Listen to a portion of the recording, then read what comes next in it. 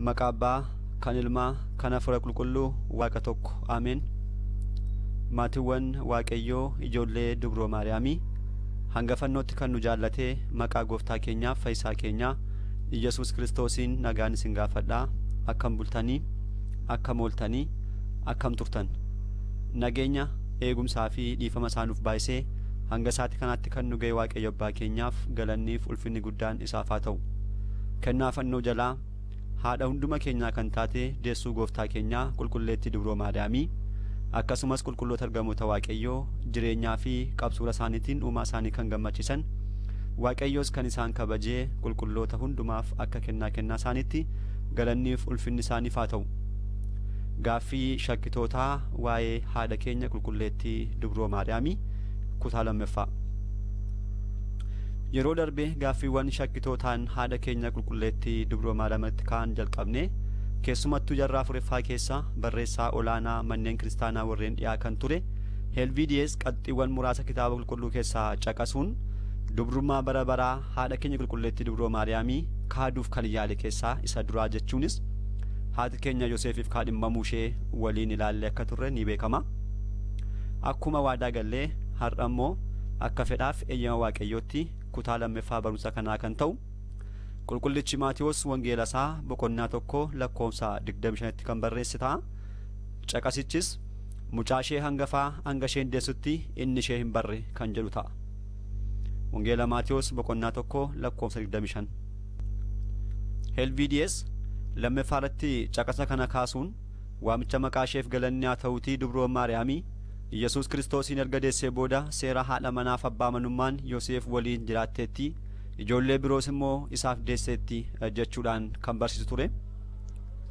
Haaluma wal fakkaatuun obbolaawwan keenya baay'ooliin naannoo keenya jiranis yaadni isaanii kanumarraa kan fagaatu miti. Barumsi kuniif akka nuuf ta'uuf hiika helviidiyees caqasa kanaaf kenne ilaaluun barbaachisaadha. Caqasa kanarratti mucaashee hangafaa kan jedhu ijoolleen itti aananii waan dhalataniif Yesuus hangafa jedhame jedhee hiikeera. Itti fufees immoo hanga isheen deessutti inni ishee hin barre kan jedhu osoo isheen mucaashee hin dayin dura Yoseef fooniin ishee hin barre erga isheen mucaashee deessee booda garuu fooniin ishee bareera ishee waliinis jiraateera jedheetu barsiisaa ture. Barumsa isa dhugaadhaaf isa sirrii dukaboota Gooftaa keenya irraatii kan fudhatte qulqulloonni abboonni keenya dhiiga isaanii dhangalaasanii lafee isaaniin jabeessanii kan nuuf tursan qulqulleettii mana kiristaanaa keenya garuu caqasa kana tokko tokkoon hiiktee nu barsiifti. Hiikkaan guutummaa caqasa kanaa Yoseef osoo Dubroon Maariyaamii Ilmashee hin dayin deessuu Waaqaa ta'uu ishee hin beeku kan jedhu yommuu ta'u tokkos immoo fooniin yeroo hundumaaf ishee hin beeku jechuudha. Kanas immoo jechoota as keessatti ibsamanii fi hiikkaa isaanii akka kitaaba qulqulluutti ilaallee kan mirkaneeffannu ta'a. Jalqaba hanga kan jettu beekuun barbaachisaadha. Yeroo darbe akkuma kaasne kitaaba qulqulluu keessaatuu kitaaba tokko dubbisuudhaaf dursinee barreessaa kitaabichaa eenyuuf akka barreeffame aadaa saboota sanaa kaayyoo kitaabichi barreeffameef kan kana fakkaatan beekuun dirqamadha. Kitaabonni kakuu moofaa fi wangeelli Maatiyos kan barreeffaman saboota Israa'elootaadhaaf waan ta'aniif aadaa fi barsiifata saboota sanaa kan eeganidha. Kitaaboliin biroos aadaa garumatti barreeffamanii sanaa kan hordofanidha. Kitaaba qulqulluu keessatti hanga kan jedhame yeroo xumura qabuuf yeroo xumura hin qabne bakka bu'a. Yeroo xumura hin qabne ta'uusaa kan ibsan keessaa caqasoota lamaan tokko fudhannee haa ilaallu. Kitaaba Saamu'eel isa lammaffaa boqonnaa 6 irratti mootichi Daawit taabota Waaqayyoo mana Abinaadaabii gara mana Abidaaraa erga sanaan ji'oota 3 booda gara magaala isaatti yeroo galchu Daawitiif ijoolleen Israa'el baganaadhaan kiraaraan masainqoodhaan Waaqayyoon faarfachaa turan. Haati manaa isaa Miilkol Daawit humna isaa guutuun dandeettii isaa guutuun taabota Waaqayyoo duratti osoo faarfatuu agarte garaa ishee keessatti immoo isa tuuffatte. Kanarraa kan ka'e lakkoofsa 23 irratti lammaffaa Saamu'eel boqonnaa 6 lakkoofsa 23 jechuudha. Mucaan Saa'ol Miilkol hanga tuutti dhala hin godhanne jedha. Kana jechuun erga duutee mucaa godhatteetti hiika jedhu hin qabu. tokkos namni erga du'ee booda mucaa godhachuu waan hin dandeenyeef jechi hanga jedhame asirratti caqasame kun yeroo xumura hin qabne erga sanaatii kan hin raawwatamne ta'uu isaa nu agarsiisa. Kan biraan immoo seera uumamaa boqonnaa 8 irratti bidiruun Nohi ji'a torbaffaatti tulluu Araaraa irratti qubattee guyyaa 40ffaatti Nohi foddaa bidiruu kanaa banuun bishaan lafarraa goguusaa ilaala akka deebi'uuf qoroo ergeera.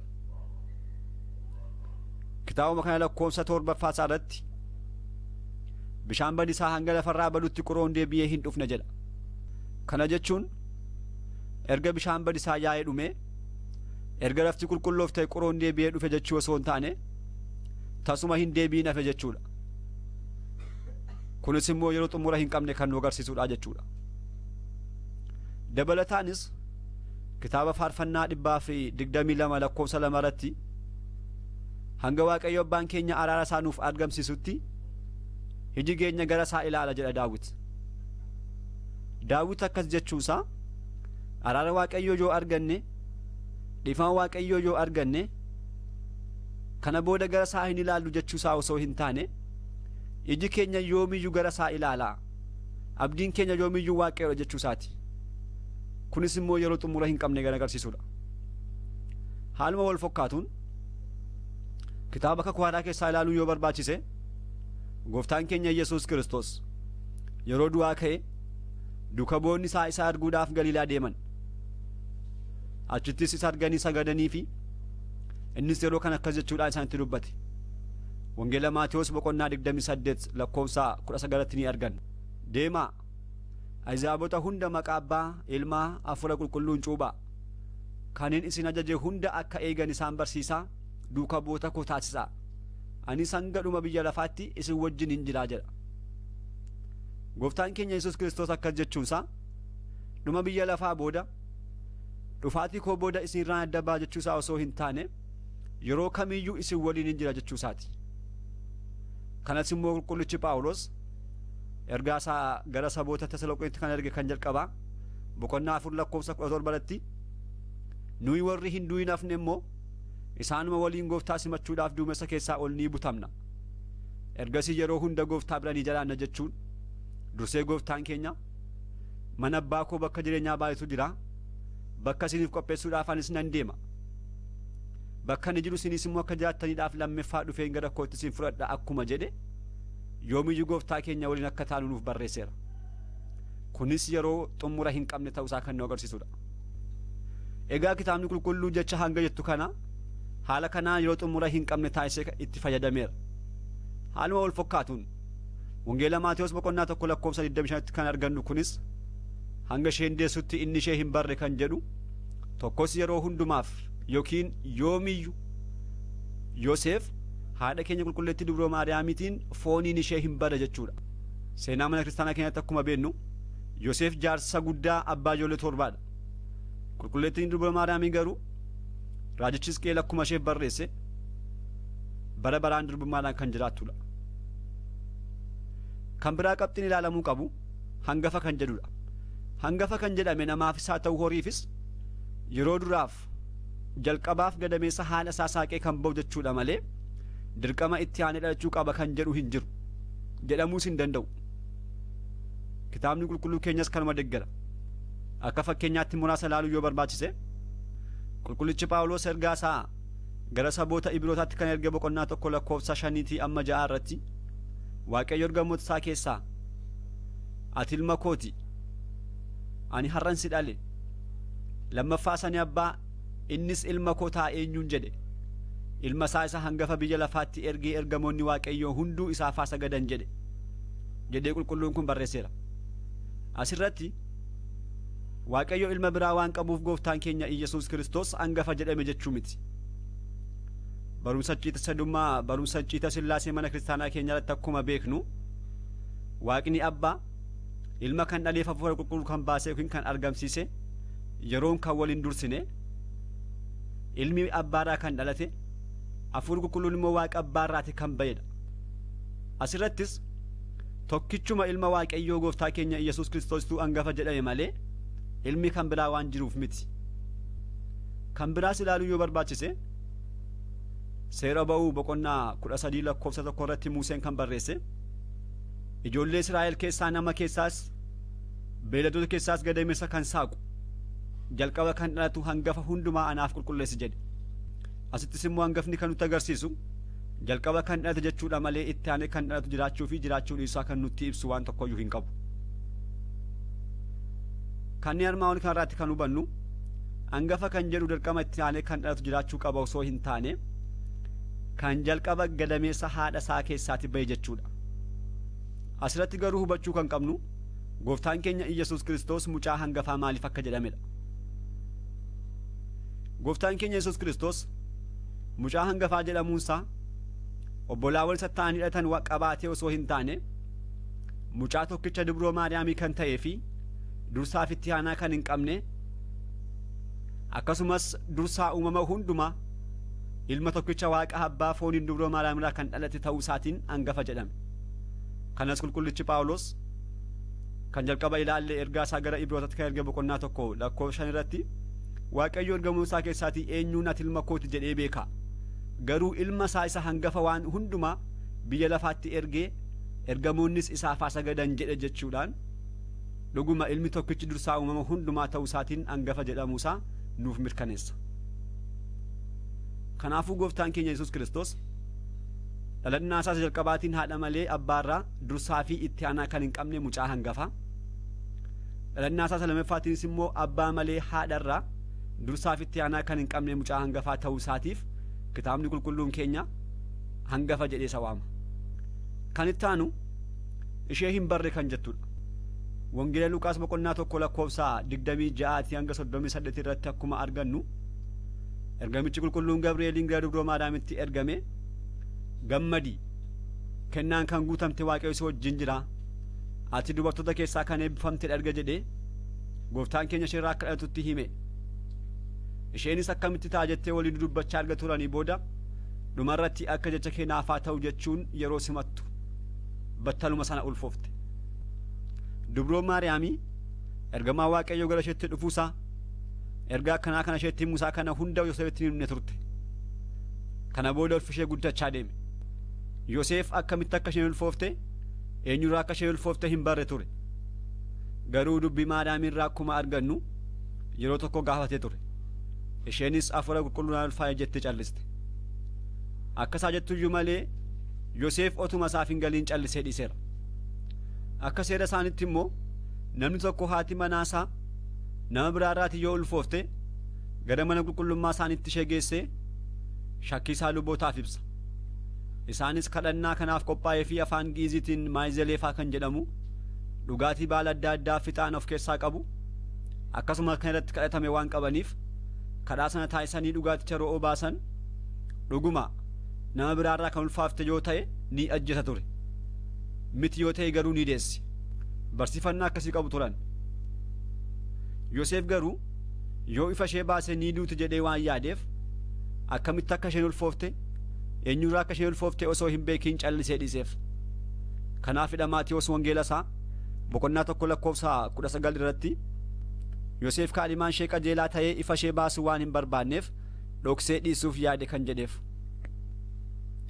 Yoseef seera gaa'elaatiin ishee waliin kan jiraatu yoo hin taaneyyuu kaadhimaa isaa waan taateef akka seera ooriititti gara lubutaatti geessuudhaaf dirqama kan qabu ture. Inni garuu ni ajjeesu jedhee waan yaadeef callisee dhiise. Nama qajeelaa waan ta'eef akka isheetti hin murtoonneedhaaf garaa isheef laafe. Qajeelummaa isaa kana qofaa miti. Gara lubutaatti geessuu dhiisuu isaa qofa osoo hin taane nama tokkottiyyuu hin himne ture. Isheettis jecha hamaa tokkoyyuu hin dubbanne. Haala kanaan osoo jiru rakkoon tokko isa qunname. Innis maalidha? Wangeela Luqaas boqonnaa 2 irratti akkuma dubbisnu yeroo sana Israa'elotaan bitaa kan turte Roomaan sassaabinsa gibiraaf akka isaaniif mijatuudhaaf uummanni hunduu akka lakkaa'amuuf ajaja baasan. Lakkoofsi kun kan geggeessamu gosaan ture. Yoseef immoo kan dhalate gosa Yihuudaa keessaa yommuu ta'u Dubroon Maariyaamii waliin Naazireet jiraatu. Gosoonni Yihuudaa garuu walitti qabamanii bakka tokkotti kan lakkaawaman magaala Daawit Beeteleemtti ture. Kanaaf lakkoofsa firrii hundumtuutti argamu haaratti Yoseef Dubroon Maariyaamii waliin Beeteleem deemuun dirqama isaati. Garuu Dubroon Maariyaamii ulfishee guddatee waan tureef dhiphina keessa gale. Ishee fuudhee yoo deeme akkamitti ulfoofte jedhanii isheetti ka'uudhaan ishee ajjeesu. Dhiisee yoo hin deeme immoo yeroo inni deemu da'uu waanta dandeessuudhaaf ulfeessee manatti dhiisee gatee deeme jedhanii natti ka'u. Kanaaf kan godhu wallaalee yaaddaa ture. Kanaaf qulqullichi Heraaqelis kitaaba isaa Hiikkaa irratti Yoseef dambalii yaadaan rukutamuu jalqabe kan jedheef. Haa ta'u garuu yaaddoo isaa kana isheetti hin himu ture. Si fuudhee yoo hin deeme si ajjeesu, si dhiisee yoo hin deeme booda ati yeroo deessuu na loluu natti ka'uus hin jenne. Yeroo kanadha Waaqayyoo yaaddoodhaaf dhiphina isaa kana argee isa fayyisuudhaaf ergamaa isaa qulqullicha Gabri'eelii kan isaaf ergeef. Kanas wangeela Maatewos boqonnaa 1:20 ni arganna. Ergamaan kun dhufee, yaa Yoseef ilma Daawit, kaadhimaa kee Maariyaamiidhaan fudhachuu sodaatiin. Isheen kan ulfoofte fedha foonittiin sitti hin fokkaatin. Isheen hafuura qulqulluutiin ulfaa'ee kan dhalatu qaama jecha abbaatii. Afaan raajichaan durbi durbummaadhaan ni ulfoofti, ilmas ni deessi. Maqaa isaas immoo Amaanu'el jettee ni moggaafti kan jedhame akka raawwatuuf kun hunduu ta'e jechuudhaan Isaayaas dursee kan barreesse caqaseef. Hin dhiphatiin fudhadhu jedhe. Yoseef yaaddoo isaa hundarraa fayyu malee ammas dhuguma ilma Waaqayyoo ulfooftee akka jirtu haadha Waaqa ta'uu isheen barre ture. Ganaa citiiwwan isa fannii jiru. Kana booda akkuma ergamichi isa ajaje Dubroon Maariyaamii fudhachuudhaan gara Beetelehemitti deeme. Achi yeroo ga'us akkuma sodaate ture Yihuudoonni fuula gaarii san simanne ture. Dubroon Maariyaamii ulfa ishee hojii yeroo argan jalqaba kan itti kennan akka ishee eeguuf waan tureef akkamitti ulfoofte eenyurraa ulfoofte jechuudhaan jalqaba kan kaasne dhugaatii isaanii maayizelee fa'aa akka dhugdutti murteessan. Gosoota Yihuudaa bakka adda addaarraa walitti qabaman gidduu dhaabanii akka seera isaaniitti kan kadhatanis kadhatanii dhugaatii kana ishee obaasan. Isheenis dhugdee waan tokkoyyuu osoo isheerra hin ga'in aduu ji'a eebilaa caalaa harka 7 iftee argamte jedha kitaabni dubbii Maariyaamii. Yeroo kan hangafoonni lubootaa qulqullummaa ishee galateeffataniiru. Ulfi ishee guddatee waan tureef achuma Beetelehem osoo jiranii yeroo da'umsa ishee ni ga'e. Kanas qulqullichi Luqaas wangeela isaa boqonnaa 2:6 kaasee barreesseera. Akkuma dura kaasne gosoonni Yihuudaa bakka adda addaarraa Beetelehemitti walitti qabamanii waan turaniif bakka bultii dhabanii mucaa ishee deessee dallaa horii keessatti cibsiteetti. Yeroo kanas raajiiwwan adda addaa bakka kanatti ni raawwataman. Ergamoonni samiirraa bu'anii biyya lafaa irratti namoota waliin Waaqayyoodhaaf galata, galanni Waaqayyoo samii irratti, nagaan immoo dhala namaadhaaf haa ta'u lafa irratti jechuudhaan faarfatan. Sabaa sagaloonni biyya fagoorraa warqii ixaanaaf qarbee qabatanii urjiin geggeeffamanii dhufanii harka fuudhii isaaf kennan. Urjiin bakka ishee gadhiistee samiirraa gadi buutee lafarraa ol siqxee naannoo Beetelehemitti argamteetti. Bakka gooftaan keenya dhalateetti hanga bakka tiskitoonni jiranitti ifni ni ta'e. Kabajni gooftaas naannoo sanatti ni mul'ate. Tiskitoonnis maaltu ta'e jechuun kan ergamichi isaanitti hime ilaaluudhaaf bakka gooftaan keenya dhalateetti dhufaniiru. Yoseef amma raajiiwwan dhalachuu Kiristoosiin raawwataman kana arguutti Dubroon Maariyaamii Deessuu Waaqa ta'uu ishee, mucaan kunis immoo Waaqa ta'uu isaa hin barre ture. Erga kanaa raajiiwwan kana hundumaa argee ilaalee qulqulleettiin Dubroon Maariyaamii dhuguma Deessuu Waaqayyo ta'uu ishee, kan dhalate mucaan kun immoo jalqabuma qulqulloonni abboonni keenya raajonni kan isaaf dubbatan Masiihiin ni dhufa kan jedhame sana ta'uu isaa hubatee erga sanaatu Dubroon Maariyaamii Deessuu Waaqaa ta'uu ishee bare. Dabalataanis Yoseef durii kaasee qulqullootaan akkasumas raajotaan raajiiwwan isheef dubbataman hin hubanne ture. Raajiiwwan waa'ee Yesuus Kiristoosidhaa dubbataman amma Yesuus Kiristoos dhalatee ijaan arguutti hin barre ture. Waadaa Waaqayyo Addaamiif sanyii keerraa dhaladheen si fayyisa jedhe yeroo barri isaa dhumu Yihuudoonni baay'een Waaqayyo waadaa isaa irraanfatee maaliif dhufee nuun fayyisu jechaa turan. Isaan keessaa tokko Yoseef ture. Osoo Dubroon Maariyaamii gadameessa ishee keessatti Waaqa baattee jirtu Waaqayyo maaliif dhufee nuun fayyisu jedhanii gungumaa kanneen turan keessaa Yoseef tokkodha. Yeroo Dubroon deessu immoo eenyummaa mucichaa baree taa'ee ilaalee dinqisiifachaa ture jechuudha. egaa walumaa galatti mucaashee hangafaa hanga isheen deessutti ishee hin barre kan jedhu qulqullichi Yoseef hangafa kan jedhame ilma Waaqa abbaa Yesuus Kiristoos qulqulleettiin Dubroon Maariyaamii hamma isheen deesse ergamoonni samiiraatii bu'anii hanga isaan galatoo isaaniif dhiyeessanitti tiskitoonnis hamma waaqummaa isaa faarfatanitti haadha Waaqaa ta'uu Dubroon Maariyaamii hin barre tokkos immoo yeroo hundumaaf fooniin ishee hin barre jechuudha. Kanaaf saboota Waaqayyo kitaaba qulqulluutti wanta barreeffame akkuma aadaa keenyaatti akkuma barsiifata keenyaatti kan hiiknu yoo ta'e rakkootti nu galchuu danda'a. Kanaafuu kitaabni qulqulluun keenya kan barreeffame aadaa saboota warra barreeffameef sanaaf duukarra waan ta'eedhaaf haala kanaatiin aadaa isaanii duukarra hubachuun hiika isaas immoo sirriitti ilaaluun barbaachisaa ta'a jechuudha. Abboonni keenya akkuma dubbatan kitaaba qulqulluu dubbisuun qofti ga'aa miti. Inni guddaan jireenya kan nuuf kennu hiikkaa isaadha waan ta'eedhaaf sirriitti hubachuu kan qabnuuf beekuu kan qabnu hiikkaa isaadha jechuudha. Kanaafuu haala kanaatiin kitaabni qulqulluun dhuguma qulqulleettiin Dubroon Maariyaamii dubra bara baraa ta'uu ishee wal qabatee kan ifa nuuf taasisudha jechuudha. Egaan kutaan lammaffaan amma kanaatti kan bareen ture kutaa sadeeffaatiin obbolaawwan gooftaa kanneen jedhan kan ilaalu ta'a. Hanga deebinee dhufnutti nagaa Waaqayyootiin turtii gaarii. Galanni Waaqayyoof qulqulleettii Dubroon Maariyaamiif akkasumas kabajabaa fannoo isaatiif haa ta'u. Ameen.